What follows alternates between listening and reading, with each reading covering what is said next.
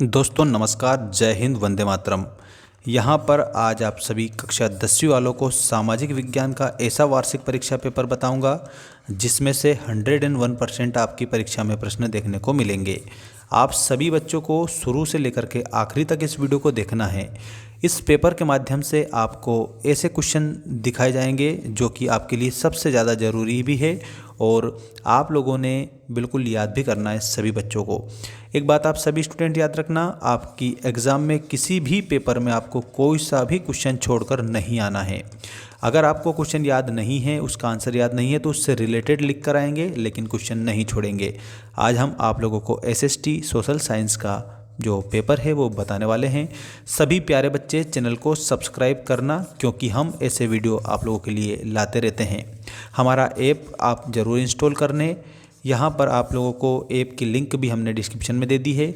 Mains education app को ज़रूर आप डाउनलोड करेंगे। वहाँ पर आप सभी बच्चों के लिए बेस्ट जो कोर्स है वो अवेलेबल है, जिसमें हमने ऐसे टेस्ट पेपर बताए हैं जो कि आपकी वार्षिक परीक्षा से रिलेटेड हैं। आइए स्टार्ट करते हैं 75 मार्क्स का कक्षा 10वीं का वार्षिक परीक्षा पेपर, और वो भी सॉल्यूशन सहित। यहाँ पर आपका पहला क्वेश्चन सही विकल्प चुनकर लिखिए में ये रहा। देखिएगा, choose the correct and right. देखिएगा, जब हम लैंगिक विभाजन का मतलब होता है स्त्री और पुरुष में अंतर, ठीक, मतलब स्त्री और पुरुष में बंटवारा। तो जब हम लैंगिक विभाजन की बात करते हैं तो हमारा अभिप्राय होता है। आपके यहाँ पर ऑप्शन है स्त्री और पुरुष के बीच में जैविक अंतर। दूसरा ऑप्शन है समाज द्वारा स्त्री और पुरुषों को दी गई असमान भूमिकाएं, बालक बालिकाओं की संख्या का असमान अनुपात, या फिर लोकतांत्रिक व्यवस्थाओं में महिलाओं को मतदान का अधिकार ना मिलना। तो लैंगिक विभाजन की जब हम बात करते हैं तो हमारा जो करेक्ट उत्तर होगा और वो हो जाएगा समाज द्वारा स्त्री और पुरुषों को दी गई असमान भूमिकाएं। ये आप आंसर के रूप में करेंगे सभी बच्चे। इसके बाद में दोस्तों यहाँ पर नेक्स्ट क्वेश्चन आपका ये आ चुका है, ऋण का औपचारिक स्रोत है। दोस्तों यहाँ पर आपके हैं नियोक्ता, सहकारी समितियाँ, रिश्तेदार और मित्र। तो औपचारिक जो स्रोत है वो सहकारी समितियाँ होती है। ये आप सभी भैया बहन कंप्लीट इसको याद रखेंगे, ठीक है। The formal source of credit is cooperative societies will be correct answer. इसके बाद में नेक्स्ट आपका क्वेश्चन ये रहा, गन्ना उत्पादन में भारत का विश्व में कौन सा स्थान है। देखो, पहला है, तीसरा है, दूसरा है या फिर पांचवा है। तो दोस्तों गन्ना उत्पादन में भारत का जो स्थान है वो दूसरा स्थान है। तो आप लोगों को दूसरा स्थान करेक्ट आंसर के रूप में बताना है। India's rank in the world sugar cane production is second will be correct answer. इसके बाद में यहाँ पर आप लोगों का नेक्स्ट क्वेश्चन ये रहा। इसमें आपको दिया है ग्रिम बंधुओं का जन्म हुआ था। तो जो ग्रिम बंधु थे उनका जन्म हुआ था जर्मनी में। तो आप सभी भैया बहनों को जर्मनी आंसर के रूप में करना रहेगा, ठीक है। इसके बाद में हिंदुस्तान सोशलिस्ट रिपब्लिकन आर्मी की स्थापना की गई। तो कब की गई थी? तो दोस्तों इसमें आप सभी को याद रखना है 1928 में, 1928 में हिंदुस्तान सोशलिस्ट रिपब्लिकन आर्मी की स्थापना की गई थी। इसके बाद में नेक्स्ट क्वेश्चन ये रहा आपकी स्क्रीन के सामने, जिसमें आपसे पूछा है छापाखाना प्रगति का सबसे ताकतवर औजार है और इससे बन रही जनमत की आंधी से निरंकुशतावाद उड़ जाएगा, ये किसने कहा था? तो सभी बच्चों को एक बात मैं बता देता हूँ, इसका आंसर हो जाएगा लुई मर्सियर, ठीक है। लुई मर्सियर ने ये बात बोली थी, ठीक है। तो आप लोगों को option number C correct answer करना है। देखो, the printing press is the most powerful engine of progress and public opinion is the force that will sweep feudalism away, who said. तो इसमें आप लोगों को Louis Mercier will be correct answer. Next question ये रहा दोस्तों आप लोगों का, रिक्त स्थानों की पूर्ति कीजिए में पहला क्वेश्चन दिया है, उदारवादी राजनीतिज्ञ फ्रैंकफर्ट संसद के एक निर्वाचित सदस्य थे। तो दोस्तों कौन सी संसद के वो ये निर्वाचित सदस्य थे? तो दोस्तों इसमें आप लोगों को बताना है कार्ल वेलकर, ठीक है। यहाँ पर आप लोगों को कार्ल वेलकर आंसर के रूप में लिखना रहेगा। नेक्स्ट देखिएगा, पर आधारित सामाजिक विभाजन सिर्फ भारत में है। तो भारत जो है हमारा, इसमें किस पर आधारित सामाजिक विभाजन है? तो दोस्तों इसमें आप लोगों को लिखना है जाति पर आधारित। तो यहाँ खालिस्तान में जाति आंसर के रूप में लिखेंगे। इसके बाद में नेक्स्ट क्वेश्चन ये रहा आप लोगों का, लोकतांत्रिक व्यवस्था राजनीतिक पर आधारित होती है।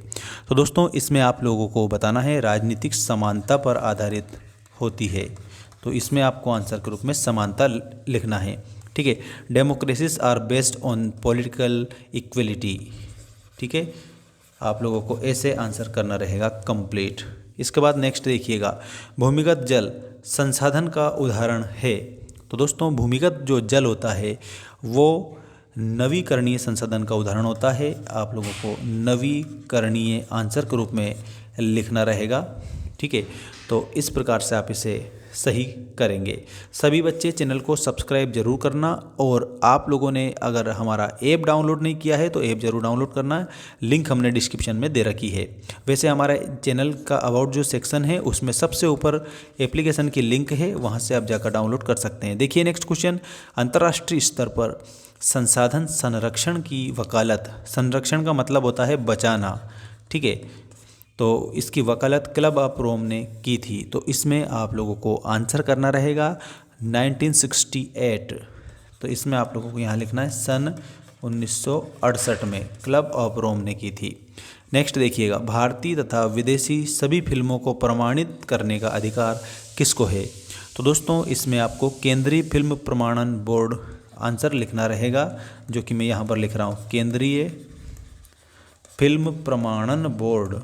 ये आप ज़रूर याद रखेंगे, ठीक है।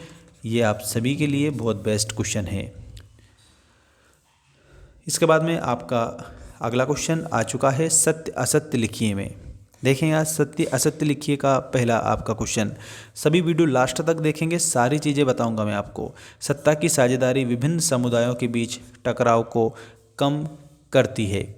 तो दोस्तों इसमें आप लोगों को बताना रहेगा सत्य, ठीक है। और यहाँ अंग्रेजी मीडियम वालों को ट्रू लिखना रहेगा, ठीक है। Power sharing reduce the conflict among different communities.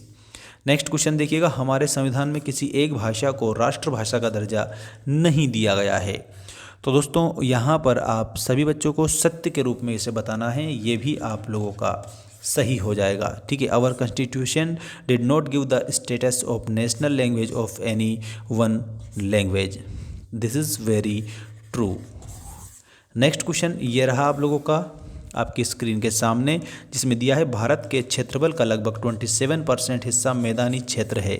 तो about 27% of area of India is the plains. तो दोस्तों इसमें आप सभी बच्चों को कंप्लीट आंसर के रूप में असत्य बताना है। ये आप लोगों को यहाँ पर आपको असत्य लिखना है, ठीक है। नेक्स्ट देखिएगा, बांध बहते जल को रोकने, दिशा देने या बहाव को कम करने के लिए बड़ी यहाँ पर खड़ी की गई बाधा है। तो dam is barrier across flowing water the obstructs directs और रिटार्ड द फ्लो। तो इसमें आप लोगों को कंप्लीट आंसर क्या लिखना रहेगा? दोस्तों इसमें सत्य के रूप में इसे बताएंगे, ये आपका क्या हो जाएगा? सही हो जाएगा। इसमें आपको सत्य लिखना है। स्मिथफील्ड में लंदन का सबसे पुराना कपड़ा बाजार था। देखिएगा, one of the oldest cloth market in the London was at Smithfield. तो इसमें आप सभी बच्चों को क्या करना रहेगा? इसमें आप लोगों को असत्य बताना है, ठीक है। असत्य इसमें आप लिखेंगे।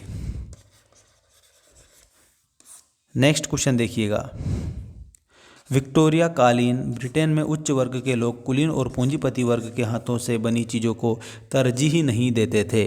तो दोस्तों इसमें जो है ना, आप लोगों को क्या बताना है? असत्य बताना है। असत्य आपका इसमें करेक्ट उत्तर हो जाएगा। इसके बाद में आप लोगों की जोड़ी आ चुकी है, और ये जोड़ी आपको मैं बता रहा हूँ, वैसे ही आपको कंप्लीट करना रहेगा। देखिएगा, रिपब्लिकन पार्टी, सबसे पहले आप लोगों को क्या दिया है? रिपब्लिकन पार्टी दिया है। तो इसके आगे संयुक्त राष्ट्र अमेरिका आपको बताना रहेगा, ठीक है। प्राथमिक क्षेत्रक, देखो प्राथमिक क्षेत्रक आप लोगों को दिया है। इसमें आप लोगों का आंसर हो जाएगा कृषि, खनन, डेयरी, मत्स्य। इसके बाद तृतीयक क्षेत्रक। देखो तृतीयक जो क्षेत्रक है इसमें आप लोगों को याद रखना है परिवहन, भंडारण, संचार और बैंकिंग। संयुक्त वन प्रबंधन। देखो संयुक्त वन प्रबंधन जो है इसमें आप सभी को ओडिशा बताना रहेगा। ठीक है, Odisha will be correct answer. Electronic राजधानी, तो इलेक्ट्रॉनिक राजधानी में बेंगलोर बताएंगे। लेबर पार्टी, तो लेबर पार्टी के आगे आपको ब्रिटेन आंसर करना रहेगा। सभी बच्चों को लेबर पार्टी के आगे क्या लिखना रहेगा? ब्रिटेन लिखना रहेगा। ठीक, सभी अच्छे से याद रखेंगे करेक्ट आंसर। इसके बाद में दोस्तों यहाँ पर आप लोगों को एक बात और मैं बता चुका हूँ पहले भी, एक वाक्य में उत्तर दीजिए वाले क्वेश्चन आप तुरंत लिखकर याद करेंगे। देखिएगा पहला क्वेश्चन, मानव विकास सूचकांक कौन सी संस्था जारी करती है? देखो मानव विकास सूचकांक की जब बात की जाती है तब आप लोगों को करेक्ट आंसर लिखना है संयुक्त राष्ट्र विकास परिषद, जिसको UNDP के नाम से भी जाना जाता है। हिंदी में इसको बोला जाता है संयुक्त राष्ट्र विकास परिषद। संयुक्त राष्ट्र विकास परिषद, ये आपका आंसर होगा। विश्व व्यापार संगठन का ध्येय क्या है? देखो विश्व व्यापार संगठन का ध्येय है अंतर्राष्ट्रीय व्यापार को उदार बनाना। ठीक है, यहाँ पर मैं लिख देता हूँ, याद रखना आप सभी स्टूडेंट्स, लिख ही लेना। अंतर्राष्ट्रीय व्यापार को उदार बनाना, उदार बनाना, ये आपका इसमें करेक्ट आंसर हो जाएगा।